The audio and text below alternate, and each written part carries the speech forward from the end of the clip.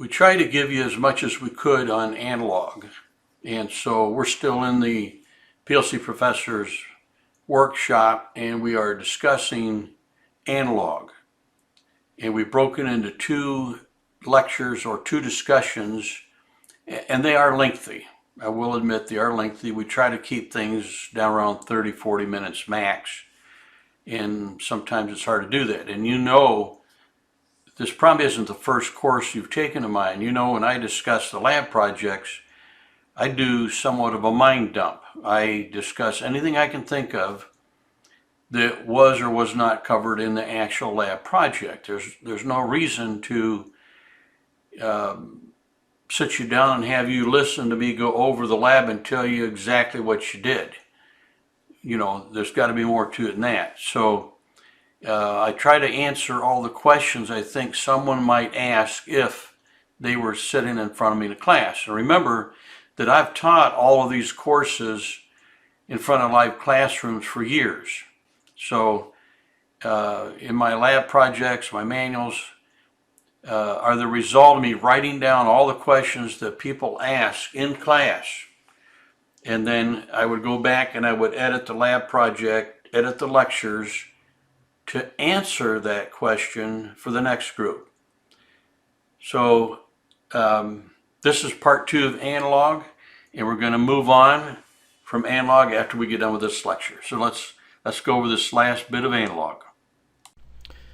Welcome back to the PLC Professor Presents Analog. This is part 2. The first thing that we had you do was to edit your logic so it appears as you see before you. In the manual I mentioned that this value, 31360, is the maximum value that I could get out of my potentiometer, which means that the 10 volts that I was after, I fell short on my voltage divider. If you're into electronics, I have a 100K potentiometer, I think, and then I have a series dropping resistor across the 24 volts DC to provide 0 to 10 volts out of that potentiometer. So actually I had it pretty close. It ends up about 9.6 volts. You could further tweak your hardware trainer to get exactly 0 to 10 volts, but it's irrelevant for the sake of the lab. When you got to this point, if you had zeros in this rung, you probably forgot to enable your analog input. So if we go over here to the analog card, double click, RS232 is very slow, annoyingly slow.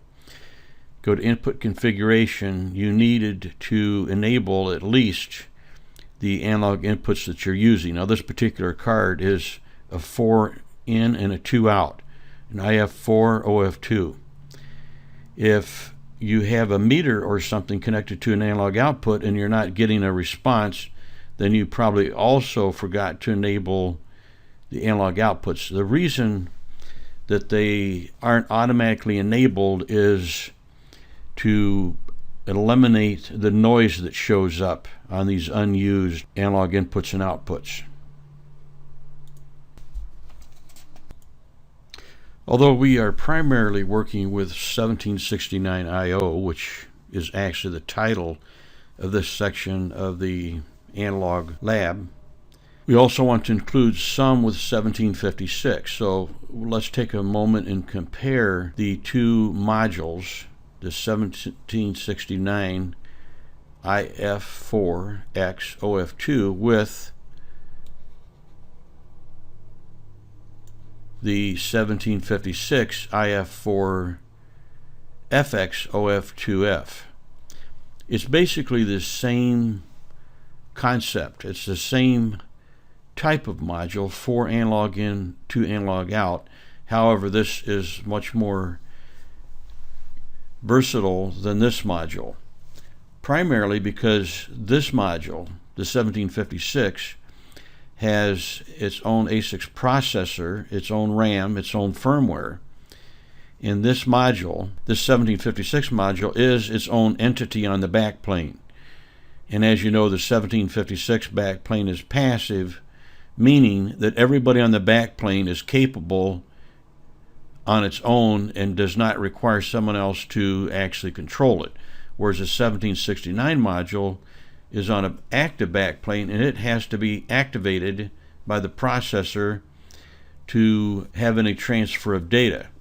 It is legitimate to say that there is no communications on the backplane of an active backplane like the 1769.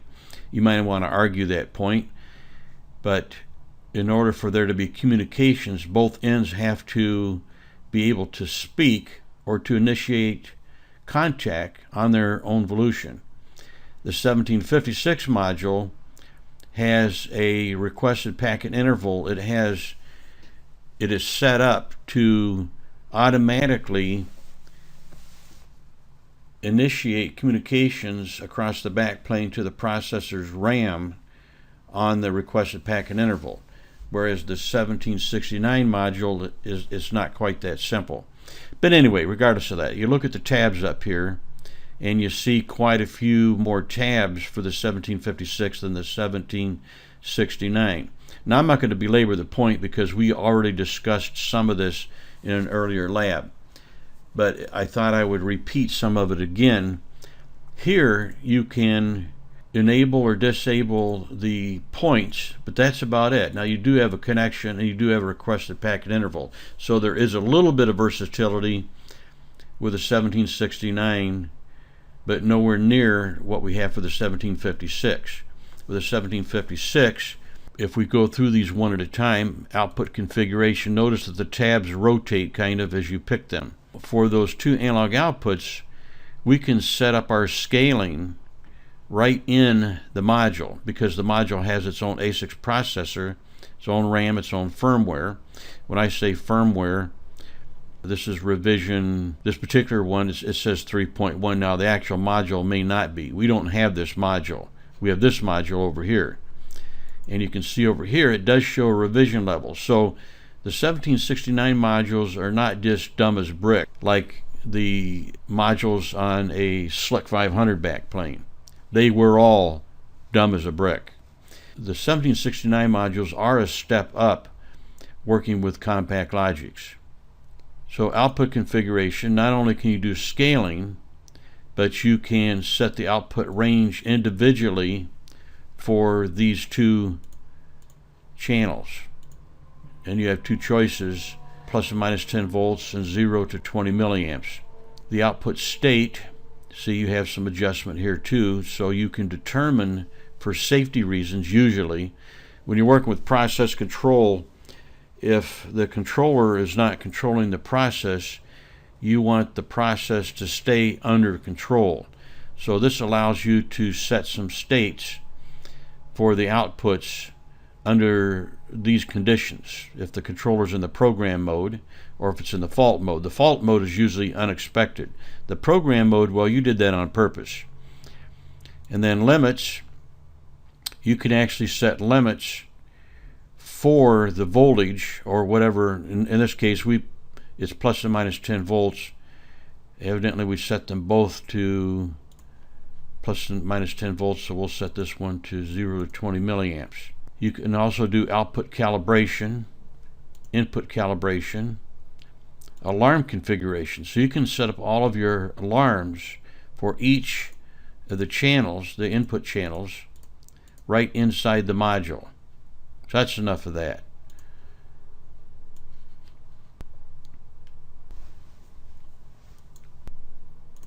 The 1769 modules are 16-bit signed integer, or 0 to 32,767. 0 equals 0 volts DC, and 32,767 equals 10 volts DC, if you're using 0 to 10 volt range, which you're going to with this module. Can you calculate what voltage 31,360 represents? In other words, our analog input here is 31,360. That's the maximum that we're going to get out of that potentiometer. We're not going to get 32,767. So can you calculate what voltage this maximum of 31,360 represents? Let's add some logic to do that calculation for us. This is the rung that we added. We had you add this in the lab manual. I'm going to geezer this up a little bit. We can always geezer it back down later if we need the space. The reason that I put the greater than in is because you don't want to divide 0 by anything. Typically that will fault your processor. Just for grins, if you want to check that out, then go ahead and run your potentiometer all the way down to 0 and remove this instruction to see what happens. If I think there's any possibility of dividing something into 0 or dividing by 0, and either one of them is a problem, then I always add the greater than instruction in there to prevent that from happening. If you divide 0 by something or something by 0, if you divide something by 0, that is going to give you infinite. Nonetheless, that's why I put this in here. I don't want to do a calculation unless I'm greater than 0, because there's nothing to divide if you have 0. The rung is not yet finished though, and I wanted to point out an important programming technique. And that technique is using the same register as a destination in sequential instructions. And I'm going to pause, change the logic to match that in the manual, and then come back. I added one more instruction, the multiply instruction. Notice that before I added the multiply instruction, this value, you can see it vacillating once in a while, and it shows 0.957, because this value is actually at this point in the logic. Remember, if this is true, then divide, and this is going to be 0.957. Then it's going to multiply 0.957 by 10 and give you 9.57. Fortunately, we have a refresh rate here that is allowing us to see this. Ordinarily, you might not see this. So you might look at this instruction by itself and say, wait a minute, how can a fraction that's not greater than 1 be equal to greater than 1? Well, it's not. This value right here is 0.957. But because we're overwriting it in the very next instruction with the results of a multiplication by 10, it's going to appear most of the time as 9.57. So don't be confused by this. I typically do this, and it's probably a holdover from the old days when memory was very expensive and you had to be concerned about conserving memory in your controller. Most of you that are listening to this video won't know this, but in the original PLCs, there was memory permanently allocated for inputs and outputs. It was called a rack of memory. And the identification on those memory locations begin with an I or an O. I for input, O for output. They were permanently allocated for inputs and outputs, but they are just memory locations. So you could really use them for anything you wanted. It was not uncommon when you ran out of memory to use unused I/O addresses for internal bits, which you think of in the 500 arena as B3s. Okay, look closely now that you've added the multiplication instruction. The value in the destination of the divide instruction no longer makes sense. I'm reading from the manual now. Do you remember one of the most important rules in ladder logic diagrams? And that is last man wins. This instruction had its say, but this is the last man. At the end of the program scan, this value is going to be 9.57. It's only 0.957 for a split instance right here in this instruction. But at the end of the day, it's 9.57. There were a couple questions in the manual, and I believe I just answered those. You can answer them with whatever sentences you want, but I just gave you the explanation. And one question was, does the tag ever actually equal 0.957? Yes, of course it does, because when the divide instruction executes, then this register, this memory location, is going to be 9.57. A split thousandth of a second later, it's going to be 9.57. At the end of the program scan, it's 9.57. If you reverse the order of these, because this is scan dependent logic, it makes a difference whether you do the divide and then the multiply, or the multiply then the divide.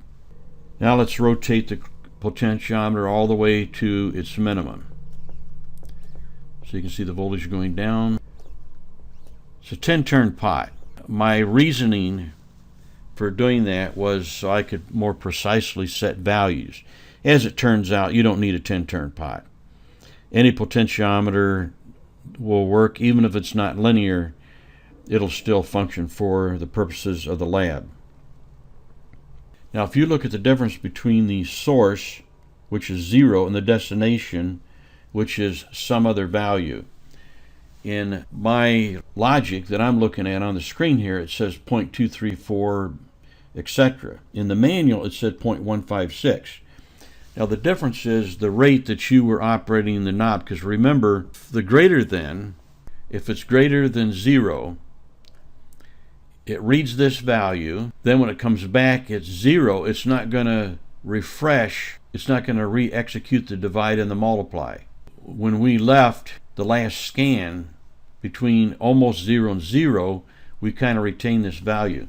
So if I turn the pot up just, okay, now you see that it's 128. So the smallest value that I can get out of that module with my setup is 128, which of course you recognize as a binary value, or a binary value.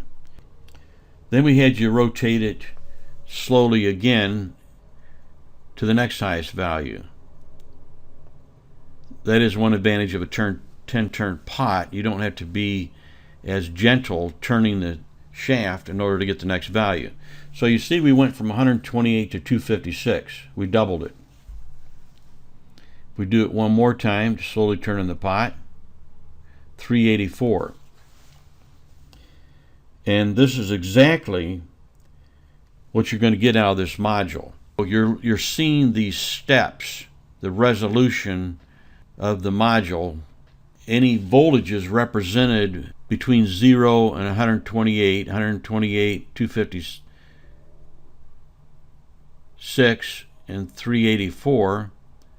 Next one up is 512. So you can see the binary steps here. You have no voltage representation in between these. And this is just typical of A to D converters. So then I had you turn the input all the way counterclockwise to 0. Open the controller tags to the input data for your analog input. Let's go to controller tags. I had text in here from a robotic welder that I was working on that had Miller welders on it. And I happened to be searching for a tag that began with the word Miller. And so when I open this up, because there's text in here and there's no tags that begin with Miller in the project that I have open at the minute, no tags show up here. So I'll delete that text and you see immediately the tags show up. Let's pick one that we have here just to demonstrate that again. If I type in P, it eliminates all of them that don't have a P. B, now see I just have PB0. We wanted the analog input, that's slot 3, inputs, and there's our data. Stretch that out.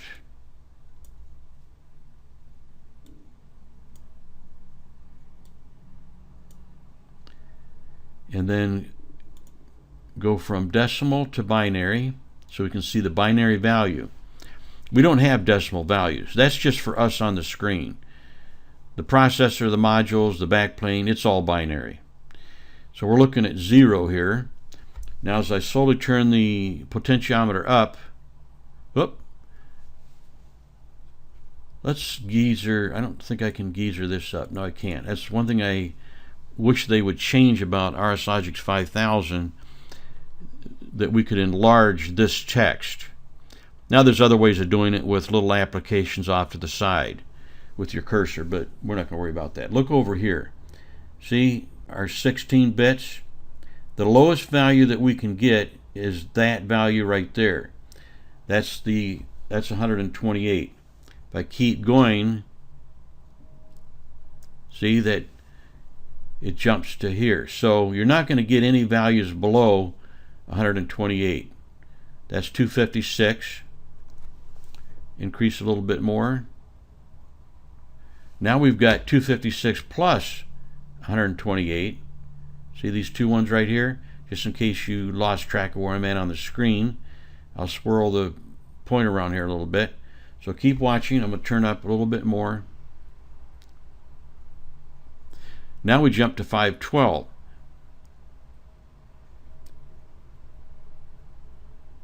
Now we jump to 512 plus 128. We jump to 512 plus 256.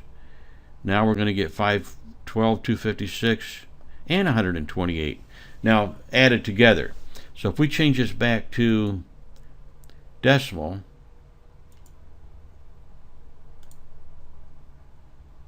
$896.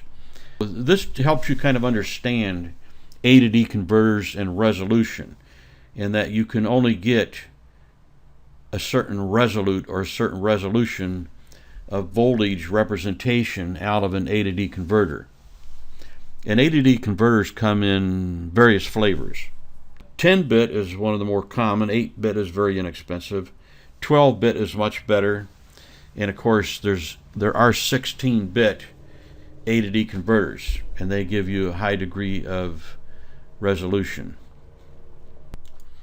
There's another factor at work here which is only relevant for those of you that like to split hairs, and that is the potentiometer. There's two types of potentiometers. There's wire wound, and then there's carbon film. And you have a wiper arm. Think of that potentiometer as being a resistor that's about 1 inch long. I'm just kind of grabbing a number out of the air. And across that 1 inch resistor, you're dropping 10 volts. So if you were to place the probe of your meter anywhere between the bottom of that resistor, which would be 0 volts, and the top, you would get something between 0 and 10 volts. If you were to slide your meter probe up from 0 to 10 volts across that carbon film, you would be moving it from one molecule to the next. Now, I know I'm really drawing a fine picture here. Well, as you go from one molecule to the next, you do jump in voltage. So even though analog has an infinite number of values between 0 and 10 volts, it is limited by the physical resolution of the potentiometer. If it's wire wound, then you're jumping from one coil of wire to the next, and each coil has a very small amount of resistance. So your voltage is divided up equally across the entire length of wire, but it's wound in a coil. Your wiper arm goes from one coil to the next. Now, they actually touch more than one coil, so there's a little blending there. Anyway, if you're a nitpicker, you like to split hairs, a potentiometer is not going to give you an infinite number of values, but it's definitely going to give you more values of voltage than what you're getting through this A to D converter. You could call this scaling the analog input. The scale instruction, the SCL instruction, is not available in ladder logic diagrams. It is available in function block diagrams and structured text languages. So we'll close this tag database down. The scaling here is, first, you're determining the factor based on 32,767. Then you're multiplying by 10 to say that, because remember that your analog input is going to give you a value of 0 to 32,767, signed integer. So really it's 15-bit, and then the last bit is the sign. If it's 1, it's negative. If it's 0, it's positive. So 0 to 32,767. So whatever physical characteristic you're looking at on the fill wiring side, temperature, pH, pressure, when it goes through the A to D converter, from 0 to maximum of that sensor is going to be 0 to 32,767. So in order to scale, you are taking 0 to 32,767 and you're converting it to 0 to something. Now in this case, we're converting it to 0 to 10 volts. If you could also make this percentage. So if we wanted that potentiometer to be 0 to 100%, we would do something slightly different. In this case, we want the actual voltage. So we want to start at 0, and then we want to end up, when the potentiometer is turned all the way up, whatever that voltage is, we want the actual voltage. We don't want 10. If it's 9.57 volts, then that's what we want. We want a true representation. But if you wanted it to be 0 to 100, then you would just adjust your math here. Where it says channel 0 voltage, it would say percentage, and it would say 100 when the pot's all the way up. That's something you could do on your own time. Actually, I encourage you to do that, to change this logic so you get 0 when the potentiometer is full counterclockwise and 100 when it's full clockwise. And you get all the real values in between, all the floating point. You could also, instead of using real data type for your destinations, you could use integer or double integer, and then it would be 1%, 2%, 3%. It wouldn't be 1.1, 1.2 if you want to do in just straight percentages. Next, let's do some analog and function block diagrams. First, we need to add a new routine. So we go to main program.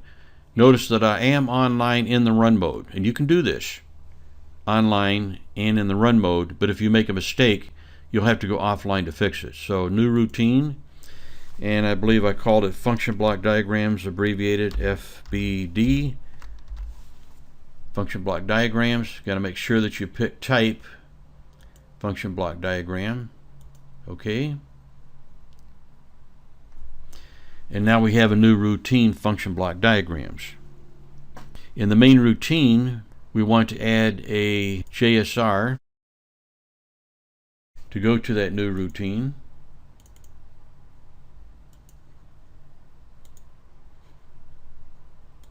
Finalize all edits. Open the new routine.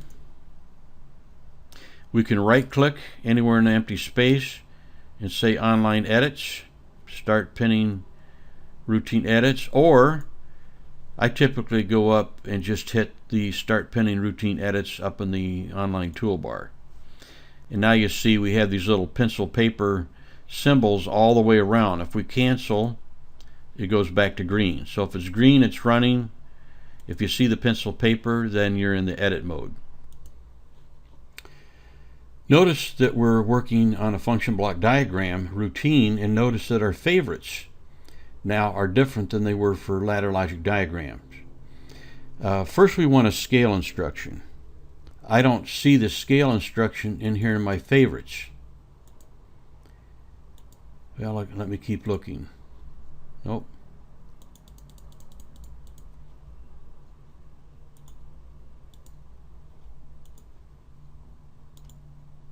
So go to Process, grab Scale, and drag it down. So we want to scale. And notice it gave it an instance ID, SCL_01. You can change that if you want. Let's click on the properties. In the lab, I had you drag this all the way out so you could read the description for each of these. So these are the properties for the scale instruction. It won't hurt to mention a few of these. I had you stretch this out and read through these. And whenever you're using a new instruction, you should always look at the parameters and read the descriptions. The first one, enable in, and you can see it's set to 1. This checkbox over here is strictly visibility. This really has no effect on the instruction, only what's visible. And of course, if you want to bring in values for these registers, then you have to mark these visible so you can attach one of these reference tag symbols right here. So the first one is enable in. If false, instruction will not execute. This is the actual analog in, and of course we need that to bring in the analog value. And then these four values right here, you may recognize those from the 1756 IF4 OF2 module. The in raw, max, and min. So in our case, raw, max, and minimum is 0, maximum for us is 32,767. Now it does show a real value there, but it is a 16-bit signed integer if it's coming directly from the I/O module. But if you've already converted it to a real value, in other words, you're not bringing it straight in from the module, then it's probably a real value before it even comes into the instruction. And then you've got your engineering units. So remember when we talked about doing 0 to 100%, and if our potentiometer gives us a raw minimum of 0 and a raw maximum of 31,360, that's what we would put in here. And then for min, 0 and max 100. So our output then in engineering units would be 0 to 100%. This bit right here, if true, output will be limited between these two values, regardless of what the raw value does. And if you go above maximum input or below minimum input, then you can get an alarm. Now in our case, we can't go below 0, but we could go above maximum. In other words, if we put in our raw max was 31,000, not 31,360, then we turn it all the way up, then we might get this max alarm to come in. If we put in a raw minimum of greater than 0, then when we went down to 0, we could get the minimum alarm. And this one right here should be true most of the time. In other words, if the in raw minimum is less than or equal to the in raw max, then this should be 1 continuously. We'll come back and look at some of this if we get a chance once we have some logic written. Now we want to add a reference tag. Input reference. Bring it down, and I'm going to put this back a little further over, drag this over so I'm not wasting so much space. And we can connect them together. And then we want to double click here.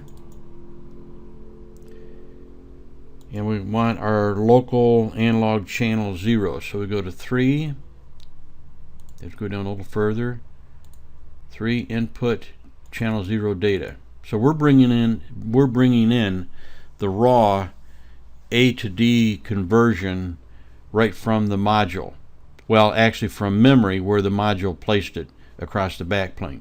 See, we've got 31,360.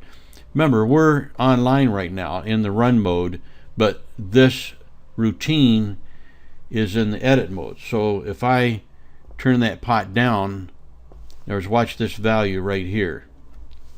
As I change the value with the potentiometer, it changes.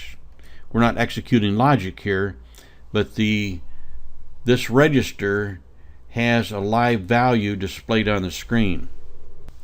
Now if we select our properties again and fill in the values that I showed in the manual, the input we don't fill in, but the raw maximum is 32,767. The raw minimum is 0.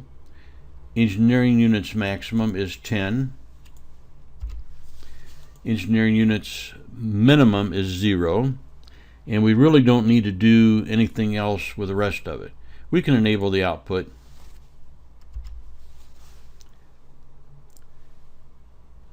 Apply.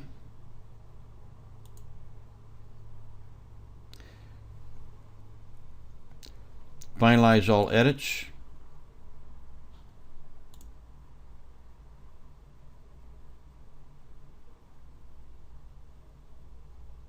And voila.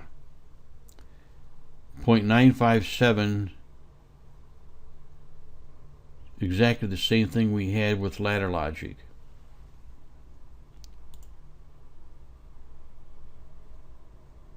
I see now why the value is wrong See that value right there? I looked at that and I thought, that is wrong. I fat fingered right here. See, I've got 32, well, I actually have 327,670. So think about this. That is exactly 10 times. Remember, this is the Logix engine. It's 32-bit. And this is a real data type. So I accidentally put in 32,767 in front of 0.0. I thought I had the 0 reverse video, meaning that I was replacing it with this value.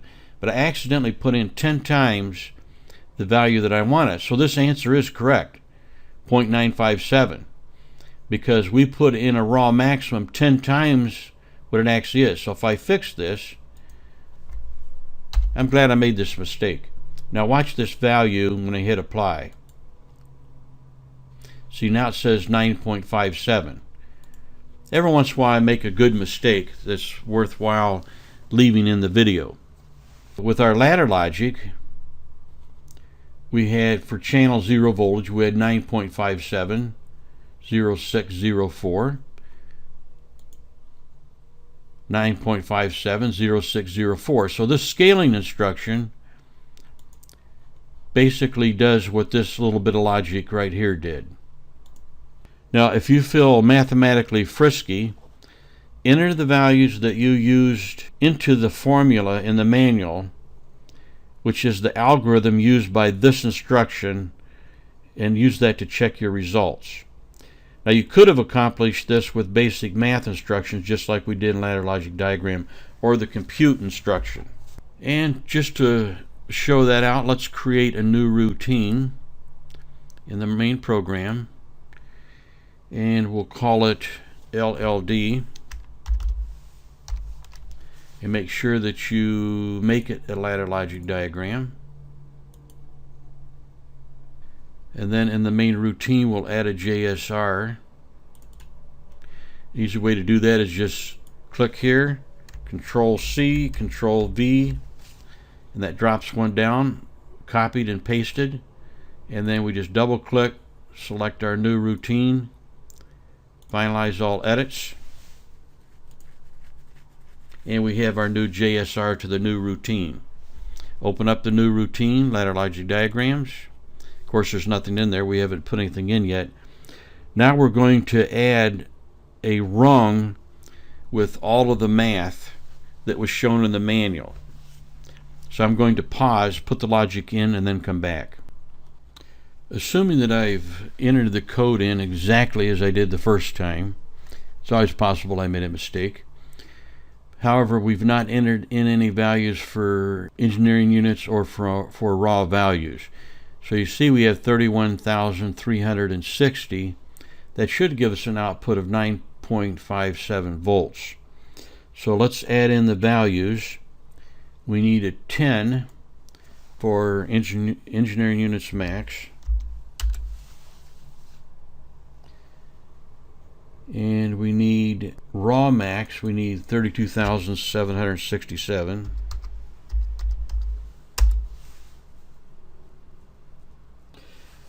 And that was enough to give us our result. The reason we didn't have to enter something for engineering units minimum or in raw minimum is because by default they were 0.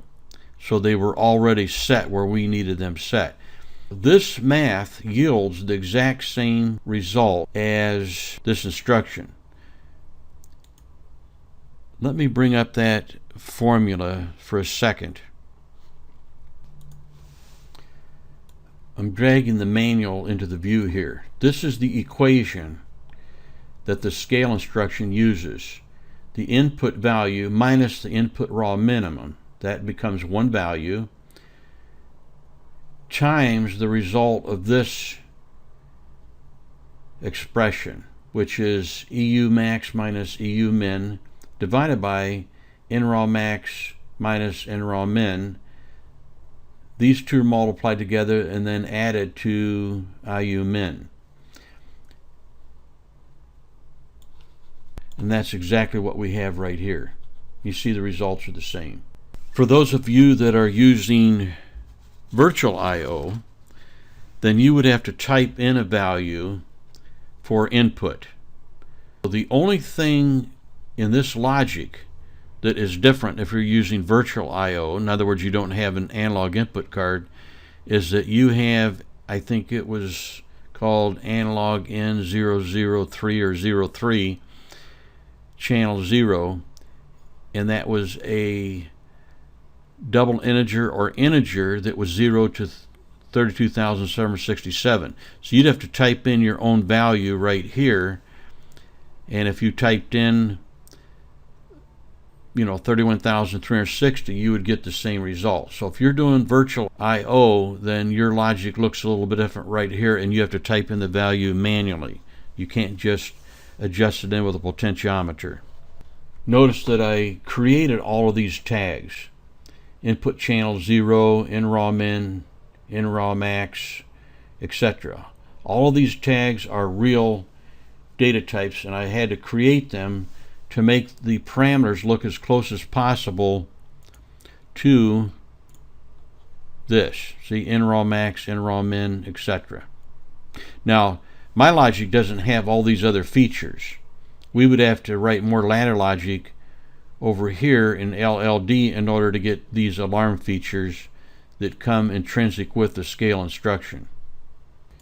I'm going to add a rung with the compute instruction, but I'm going to pause to do that and then come back.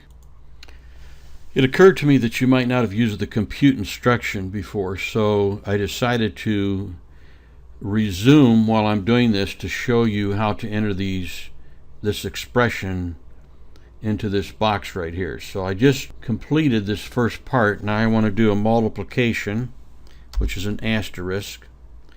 Then I need to open up two parentheses. Now I want to put in a tag, and I could type this all in, but I'm going to go over, and I'm off. I guess I can drag this in. How about that? I'm going to hit the browse tags. Now it popped up with the last place I was at. Not to worry. We want NEU max. So we scroll up to NEU max right there. See, now, whoops, I didn't mean to close that. NEU max minus NEU minimum.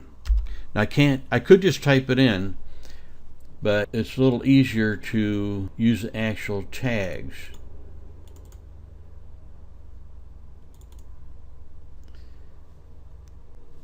Close parentheses,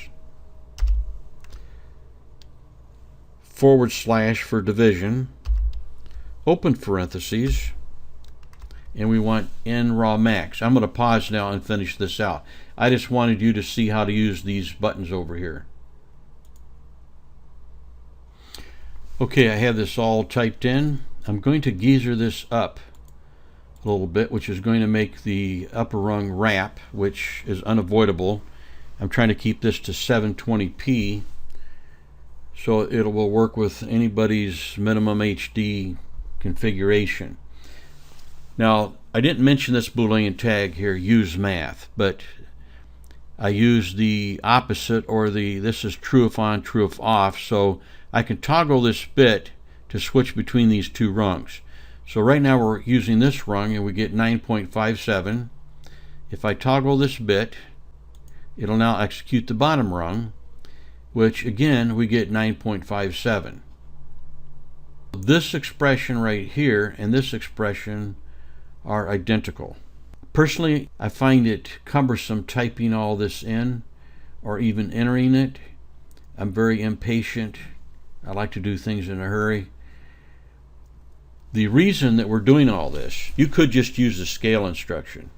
Now keep in mind, in the Logix engine, even in the smallest processor that runs the Logix engine, you have enough latitude with programs and routines, because you remember that your routines can be any of the 4 languages.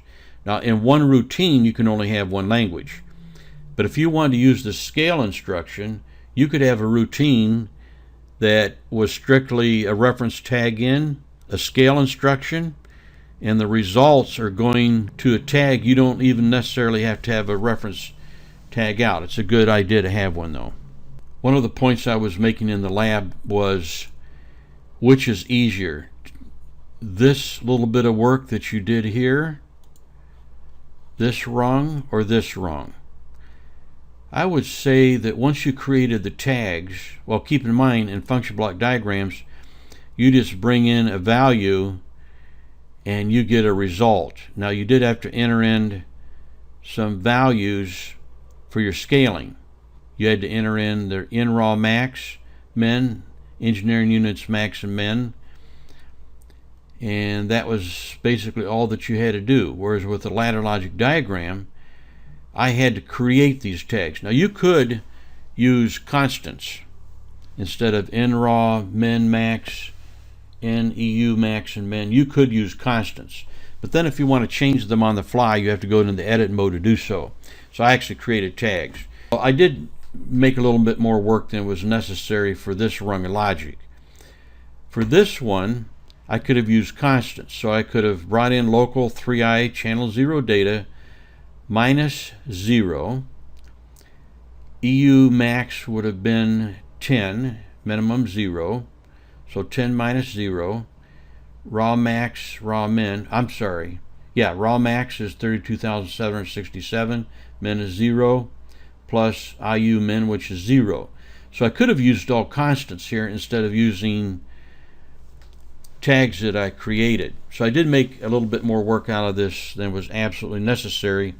And the reason that we're doing all this, it's like the difference between doing math longhand with a slide rule and with a calculator. If you're doing it longhand, then you become very intimate with how you got the results. If you're using a calculator, but you've never learned to do it longhand, you really don't know what's going on. You just know it works and you use it. Now, some people like to program that way. Well, it works, so I use it. I don't worry about how it works, as long as it works.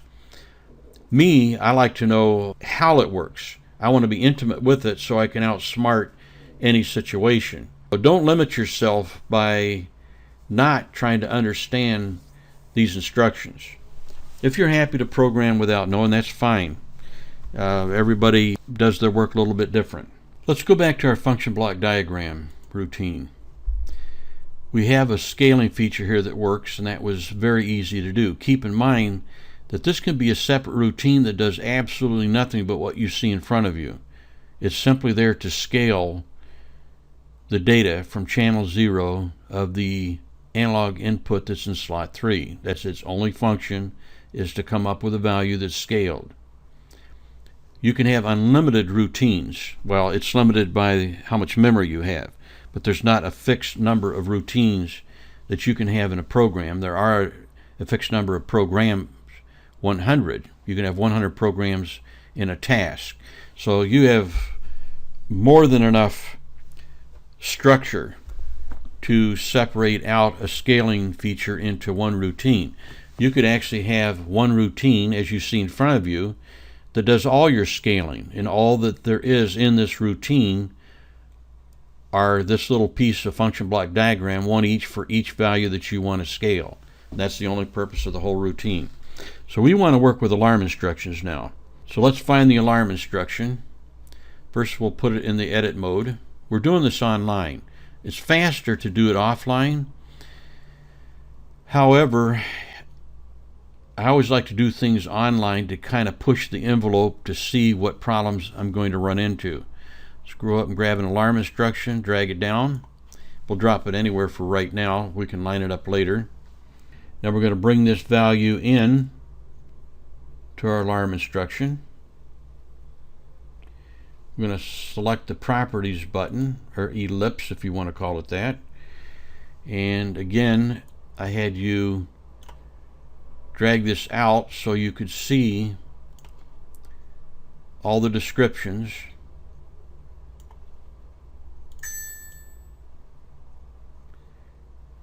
So these are all the properties of the alarm. I'll mention a few of these. ROC, rate of change. Rate of change, that would be most comparable to rate of change of speed. which you call acceleration or decel.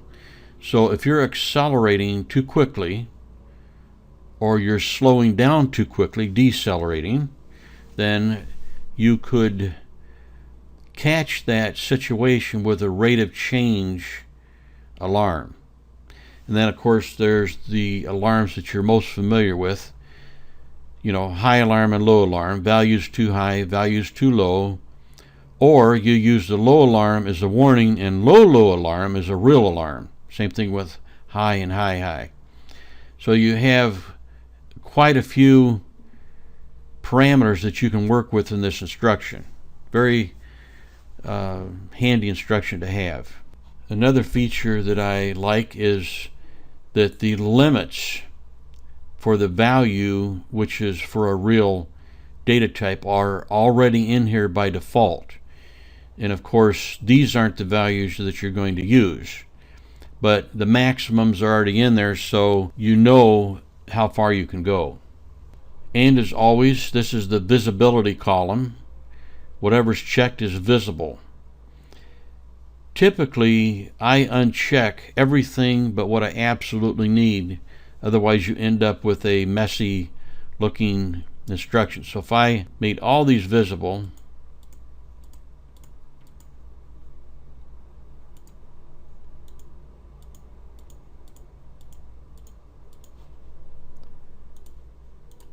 now look at this instruction. Now that does allow me to bring in reference tags so these values can change on the fly. However, I see I did miss one. I'm going to uncheck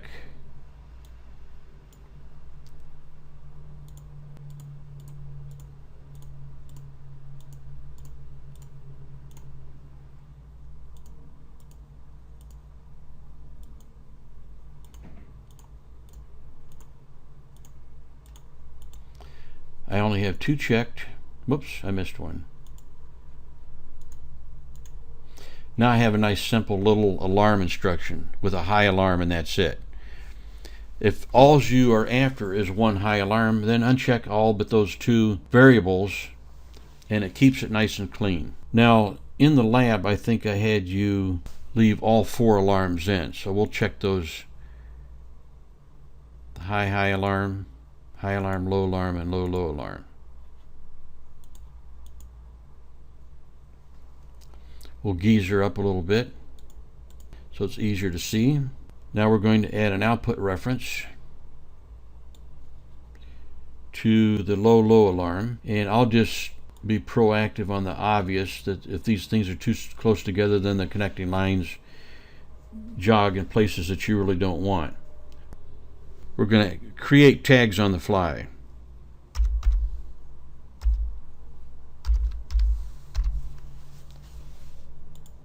Of course, we know that's not a tag. See undefined tag. Right click, new, and we're going to alias. Remember, we're doing this online, so if you make a mistake, you're going to have to go offline to fix it. And we want this to be local I output 0. You go to local. Remember, slot 1 is our output card. Data 0. So that's our indicator, and this is a controller tag. That's our indicator that we have a low alarm. Now I'm going to create 3 more of these and alias them, and I'm going to pause so you don't have to sit here and be bored of tears. Okay, I created those 4 tags: low indicator, high indicator, and high indicator. So you should see these zeros turn to ones as we trip those alarms. If you watch the value over there, we're at 31,360 or 9.57 volts. We don't have any alarms on. So if I crank it all the way down to 0, you notice that none of the alarms are coming on, because there's one thing left to do that we did not do, and that is we did not set any of the limits. So if we go back into the properties and we set the high limit to, oh, we'll make it 8.5, the high limit, and then the high limit we'll set that to 7, keep it simple. The low limit we'll set to 3, and the low limit we'll set to 1.5.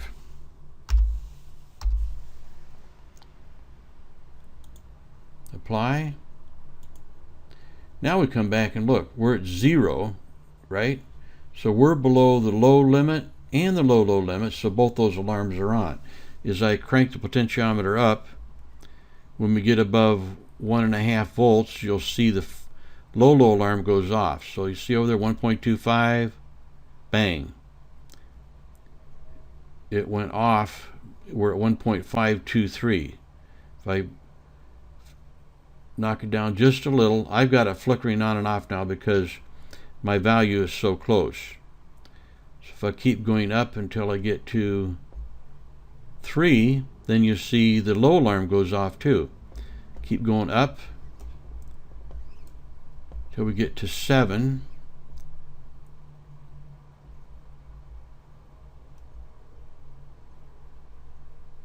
And our high alarm comes on.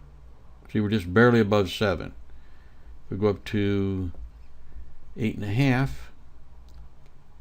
8.94,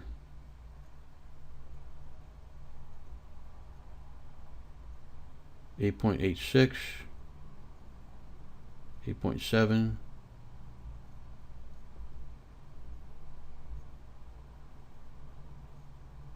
8.59. See, the high alarm is still on. If I go back down below 7, then you see none of the alarms are on. And just in case you didn't follow that, we're looking at these zeros right here.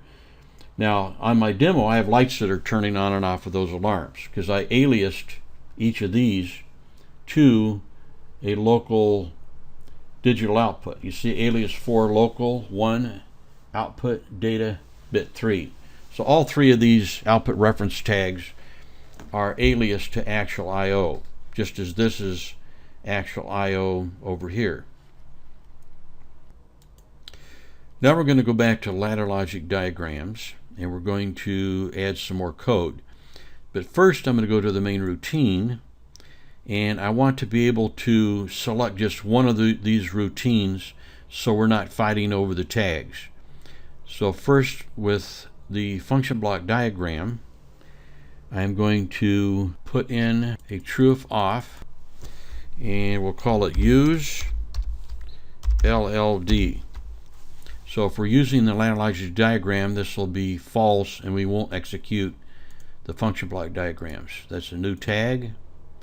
It's a Boolean. We'll make it controller tag, create, and you see we're good. Let's scroll down. I didn't do this in the same order that you did it in the lab. I had you do this one first and later add this one. We'll take the same tag. This is a little bit more deterministic.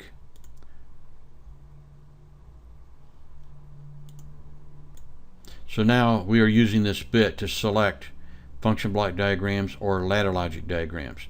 Let's toggle this bit on. This is now false, so we're not executing the function block diagram. We're going to execute the ladder logic diagram. And we're going to add a rung, and I'm going to pause, add the rung, and then come back. Here we are with our ladder logic in to create our 4 alarms. With the function block diagram, if you remember, these were all zeros when the input was 0 because we had not entered values yet for the limits. But by default, they were already set to the maximum floating point or real value. In the case of our ladder logic diagram, this is not part of a data structure with defaults. So by default, if you want to say it that way, they were all set to 0. So as soon as we enabled the logic, our 2 high alarms went off because our output is greater than 0. If I lower it all the way down to 0,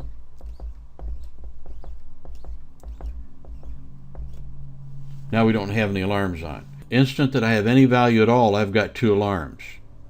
Even the lowest value of 0.039 volts. And I created these as tags. These don't match what was in the manual. In the manual I had high or HH underscore set point. So instead of set point, in this recorded video, I actually used the designation that you would find in a function block diagram for the limits. High limit, low limit, and low limit. I don't particularly care for these because I don't like the LLL. It's a little bit more difficult to read. Of course, if you know what the values are, it really doesn't make any difference. So although I like what I had better, set point, I decided to do something slightly different. That way you got it from both views, both angles. And so let's put in our high limit. We had 8.5, we had 7, we had 3, and we had 1.5. And so you can see right now, because we are at a value of 0.5, so we are less than 1.5. If I increase this to that, just turns off. 1.44. Okay, 1.52. We lost our low indicator. We're no longer in low alarm, but we're still in low alarm. If I increase it above 3, and we lose our low alarm. If I keep increasing it, as long as I stay between 3 and 7, I'm okay. If I get above 7, then I'm going to get a high indicator. There's our high alarm. If I keep going, we get to high. So you could do this with ladder logic. This would be just straight old ladder logic to create these 4 alarms. Now if you want to include the set points in the alarm ranges, then instead of using greater than, less than, use greater than or equal to and less than or equal to. Using structured text looks almost identical to the equation in the compute instruction. That was a little right here. That's exactly, for the most part, what you would type in a structured text routine to do the same thing. Plus, since they're so close, we're not going to bother doing a structured text routine just to prove the point. Well, there you have it. The alarm instruction in basic form.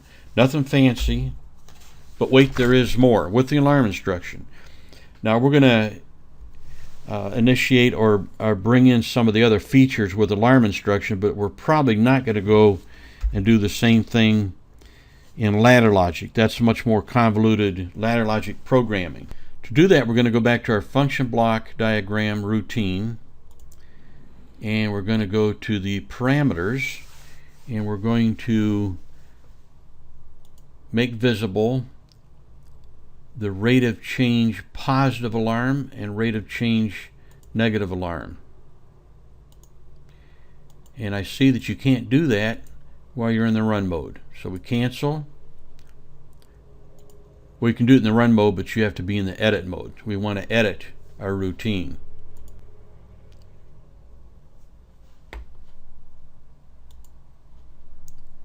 Rate of change positive, rate of change negative. Now we have 2 more visible parameters, so I'm going to drag this up a little higher. I don't like the way these lines look when you do that, but it doesn't change how it operates.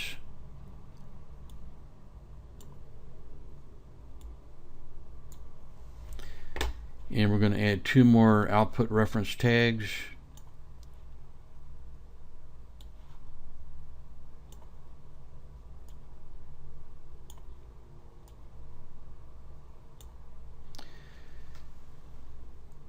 And we're going to call this one up too fast.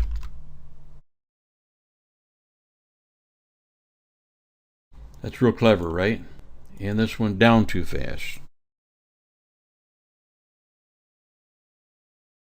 And these are going to be aliased to, I always type in LO to get me right to the local tags, and we're going to go to outputs, data, bit 4. Do the same thing with this one, down too fast, alias, type in LO. They get you right to the real world tags. We want slot 1 output data. Bit 5 is the next unused. Create. Now you see how messy these lines are. That really irritates me. It doesn't change the way it runs. It just looks, I don't know, schlocky. You can't see which is which. The way, okay, that doesn't look too bad. Quite often when you finalize all edits, it moves some of those lines around, but yet we still have something else to do. We have to put in some values. So we're going to go in, and we still have our limits for the alarms. Now we want to put in our positive limit and negative limit for rate of change. And we're going to make that, this one 0.2 and this one 0.2. And the period, we'll make that 1. Finalize all edits. We are still using the ladder logic diagram, so let's go back over here and toggle that bit. Reason I knew that, I looked over at my demo and I had 2 alarms on, but they did not show up in the function block diagram. See, now they do. High and high alarm are on because we're up pretty close to maximum. So I'm going to turn this down. As I was turning it down, did you notice that the negative rate of change alarm triggered? So if you watch right there, see it changed to 1, and then when I stop moving the knob, so if I lower it too fast, I get a rate of change negative alarm. If I raise it too high, watch the positive rate of change. See, it went to 1 right there. Do that again.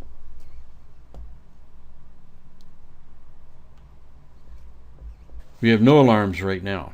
So if I get down in the middle between 3 and 7, which would be 5 is right in the middle.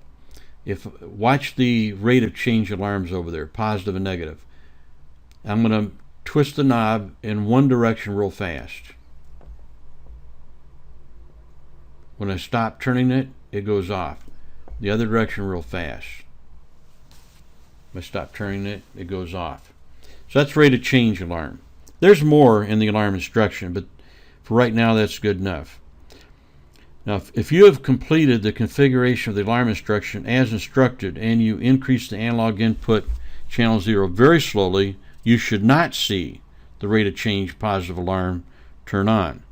If you rotate it quickly, it should come on until you reduce the rate of change. With virtual I/O, meaning that you don't actually have real I/O, in order to create a rate of change, you would have to take a timer, take the accumulate value and use it as your analog value.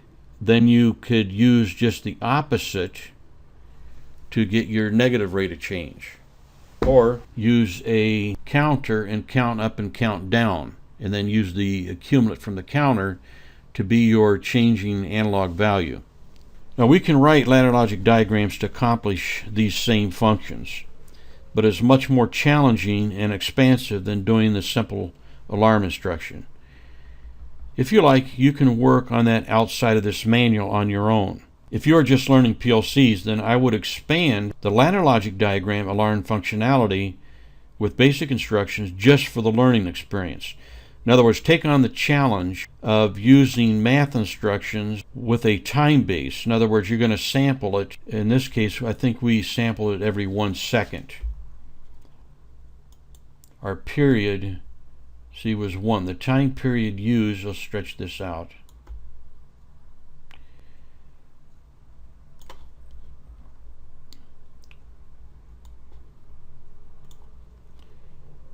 Time period used to evaluate the rate of change alarms in seconds. A value 0 will disable the rate of change. I don't know if I can change this. Well, maybe it'll let me do it. We'll change it. We'll change this to 0.25. Oh, there it did it. This wasn't planned. So see, now I get a much faster reaction. I'm turning the knob. Look at the rate of change alarms. See how they're going on and off much faster now because I reduced the period. So if you were going to do that with ladder logic diagrams, you would have to use math instructions. You would have to use a time base, and you would have to use some math. And if by addition and subtraction, previous value, current value, math, addition and subtraction, addition for positive rate of change, subtraction for negative rate of change.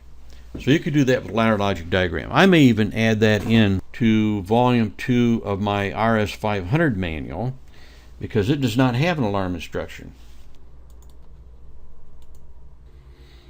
There's another alarm instruction, and in order to see it, I have to go to the edit mode.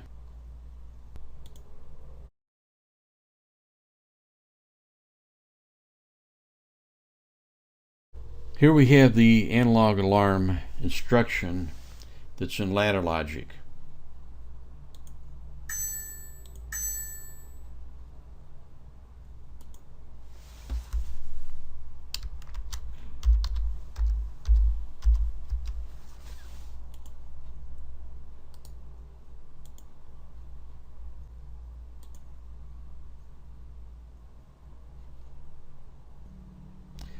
RS-232 is so slow. That was painfully slow. I paused it. You didn't see the half of how long it took for this to come up. I was almost sorry I did it. But I did have you do that in the lab, and I had you go through and look at all of the parameters that you can set in that advanced alarm instruction in ladder logic. I've never actually used this instruction. I found it more cumbersome than just using simple logic to create the alarms that I wanted. Or I create a separate function block diagram routine. I put all of my alarm and scaling in there. That way I can use the simple alarm instruction that is available in function block diagrams. The last thing that we had you do in this section of the volume 2 of RS5000 was to go offline and delete the modules that you use. In other words, we're going to delete these 3 modules right here. Remember, these modules define data types, these classes of objects, templates, however you want to refer to them, in your module defined library. They were added as you added these modules. However, as you delete them,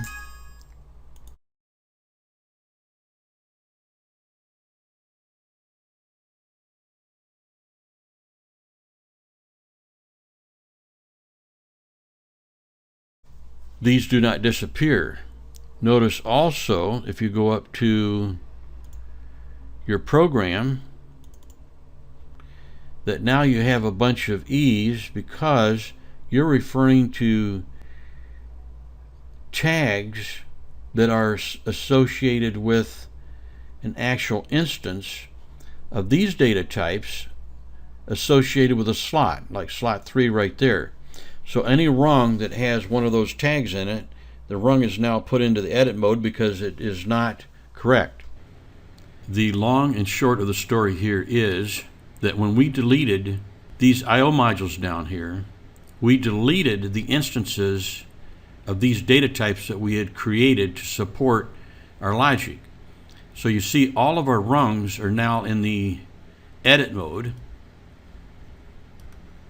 If we go to function block diagrams, you see all of these red X's. Actually, they're white X's on a red background, but you see all of these something's wrong here X's, and basically it's all of the tags.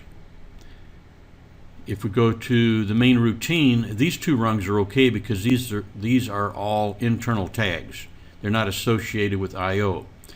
So in order to correct these problems, we have to create some new tag structures. What I'm going to do now is to go add, I call it virtual I/O. I'm going to add virtual I/O, but I'm not going to make you watch me. I'm going to pause and then come back. Now, you may have already had these tags left over from an earlier lab, in which case you didn't have to recreate them. If you started over from scratch at some point, these tags would not be in here. These were tags that we created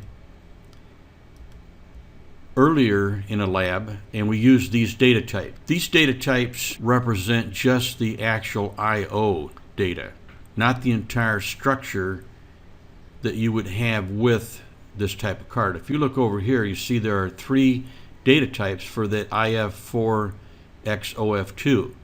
The one that's missing is the configuration, and we're not trying to simulate the configuration. If you look at the digital input and the digital output, you see that there are more than one over here, but we're only using just what we need to simulate data in and data out for both analog and digital.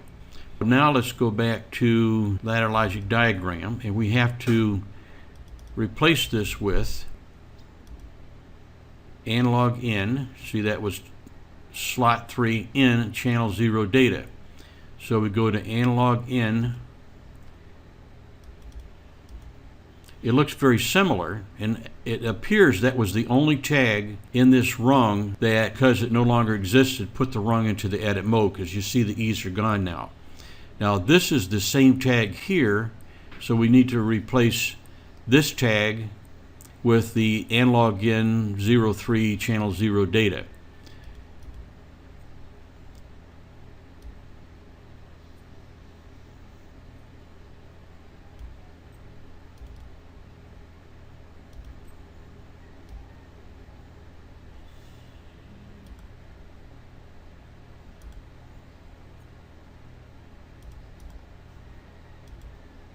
And now that rung is happy. Obviously, these 4 tags right here have to be redefined, because these were tags that we created. These were not tags that we had in the previous lab, so we're going to have to redefine these. Now, I'm offline, and there's no reason for you to do this online, because at this point, we're not actually needing to run any logic. So I'm going to right-click on that. Now that was local slot 1 output data 3. So I'll edit the properties and I'll alias it to digital out data bit 3. I'm going to edit these other 3, then come back. And now you see that all of the tags have been edited with legitimate tags. Now these are still here. Remember, I told you, you won't lose these unless you do like an import-export. One other thing I showed you in the manual was if you right-click on these, you see this one, delete is grayed out. That's because you have used this module-defined data type as a backing tag for digital inputs. This one you have not used, so I can delete that one. This one I can delete.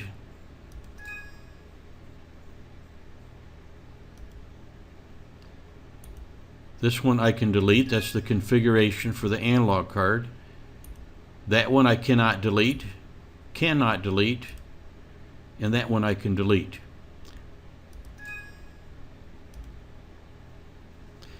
Now, you don't have to delete those. I just wanted to demonstrate, once again, the cognizance that RSLogix 5000 has with these data types over here, such as a user-defined data type.